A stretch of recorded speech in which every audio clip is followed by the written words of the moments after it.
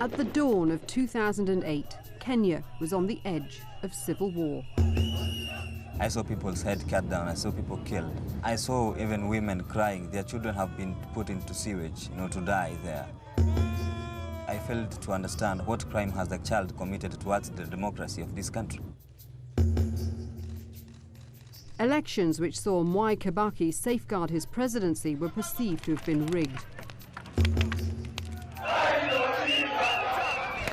Rioters tore through the streets, leaving whole communities battered and burned,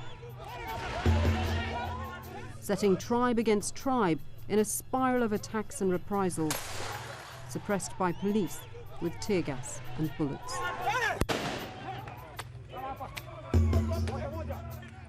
Finally, a power-sharing government brought calm, but by then 1,200 Kenyans had died and another 300,000 were made homeless, barely surviving in makeshift camps.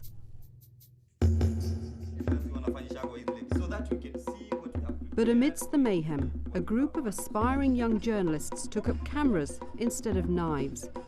As well as documenting the violence, their aim was to project some hope back into the slum. But is their scarred community ready to be healed?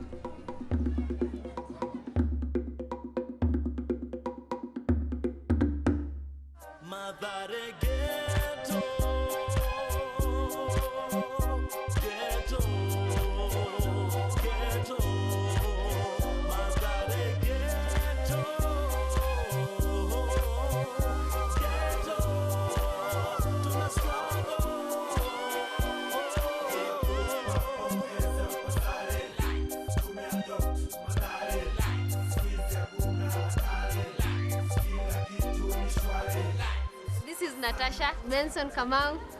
He's one of the senior members here in Slum TV. Anne WANJIRU, Pauline, David, Zvenik Kemuma, and the late Kama is Cosmas Nganga.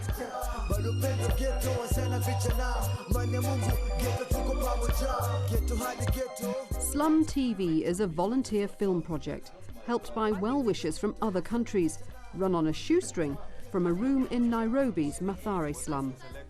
The films are shown on the internet and in public showings to an audience of slum residents. The team is preparing for the screening of their latest film in just a week's time, covering stories of childhood resilience in the slum. Something Esther WANJIRU knows plenty about. A budding reporter born and bred in Mathare, the screening is a major step along Esther's dream career path. My mother does not work, and it's like I've become the breadwinner of the family. That's what pushes you to do the kind of job. Some of us do very, very many odd jobs. Like for me, maybe I go do some washings, I help people look after their children. In Slum TV, we are not paid. We all do this voluntarily because most of us, like me, they have a dream in life. I remember my father before he passed. He used to come back in the evening and I'll report everything to him when I was small. And he used to tell me that I'll make a very great journalist. I'm attaining my goal in Slum TV, and it's helping me also to see my father's dream being fulfilled. And in realizing her father's dream, Esther also hopes to reunite her community. In Slum TV, we have very many tribes. It's helped us show other people that it does not matter which tribe you are from. We are Kenyan. I'm a little bit worried about the finished films. In my sense, I think once we cut it, we might lose some content. In fact, we will lose the story. Benson is determined to use his films to bring his community closer together. This is his first time in charge of the public screening. Those speakers are like this size. Exactly. We need like a shot. And there's another one like this. Where are they coming from? My grandfather used to tell me about the World War. I felt that I need to have that heart to work towards uniting the people and forget about these violences because they won't help anyone. So I was first of all, I was inspired by my grandfather. Julius was Slum TV's first cameraman and now helps train the next generation of aspiring filmmakers. I started photography. I wanted to show people who have never been in the slum how the slum looked like, and I wanted, through my eyes, so that they can see what's going on in the slum. This was my dream, and I've been dreaming for this for a long time. Slum TV formed in the summer before the elections to tell stories of ordinary people surmounting the challenges of daily life. But little did its founders know that they would soon be documenting a far deadlier struggle. The time that I was filming, I was walking around the slum, and suddenly I saw a bunch of the people standing here, and I went there. So when I went there, I found the police officer and the guys. So they wanted, like, the guys, there were a lot of people, more than 300 people in this place, and they wanted, like, to take some guns from the police. So here you can see the guys, they're like, they have, like, all kind of weapons. And I heard one of the police saying, if they come closer, then from there, we'll shoot all of them.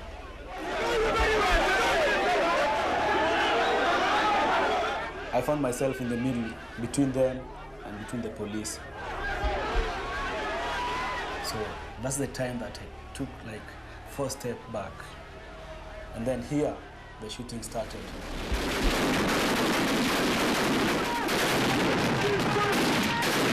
So I was very scared. I was asking myself, how am I going to get out of that place? So I was like, this now end of the road to me. So I even called my mom to tell him, if I make it, then this will be amazing. Gosh.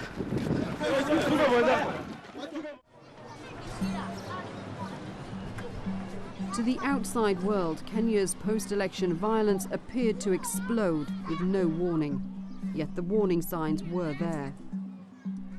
As a result of rapid urbanization, over half the Kenyan population attempt to live on just 5% of the land in unplanned settlements like Mathare, bringing 42 tribes grouped in factions into daily competition for the same basic resources. They have a high stake in governance. They know that without good governance, they will never improve their situation.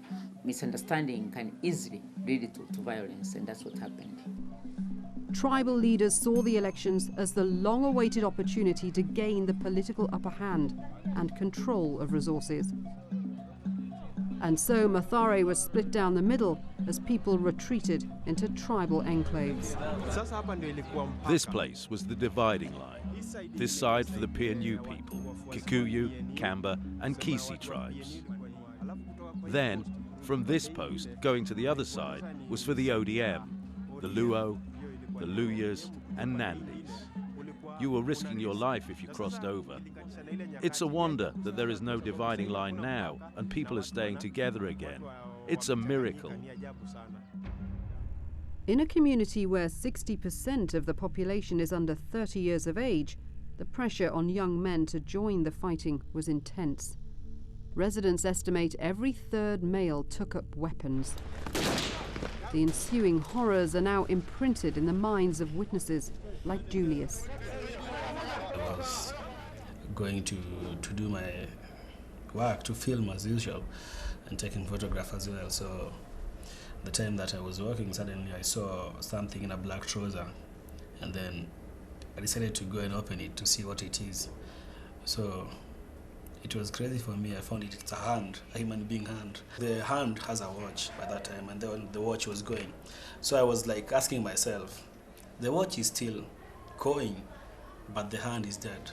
And then I saw a lady coming from top of the mountain screaming, and then she came to collect the hand. And then I came to realize this is a hand of my friend.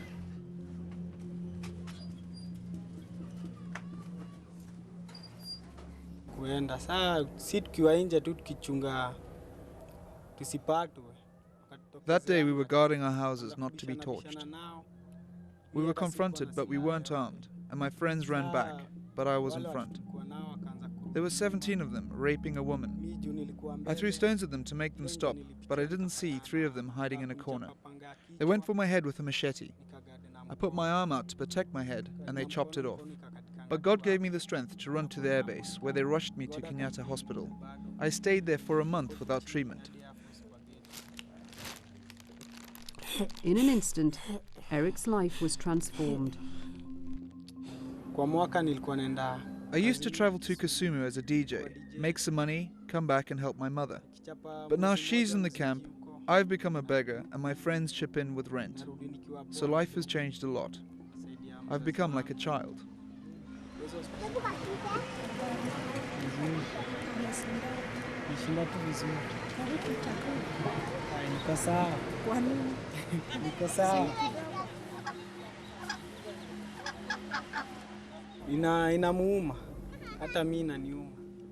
It hurts, the two of us.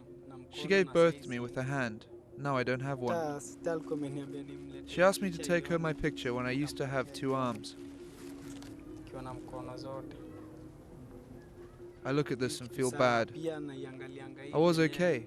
Then the government causes all this chaos, and I lose my arm. Eric's experience has left him disillusioned with both politics and tribalism. The Kibaki-Raila war was senseless. I can't let my friends see fighting as fun because I've experienced the pain.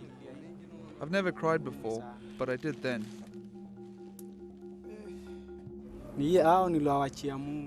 I've left everything to God. Even when I was in hospital, I was able to forgive them.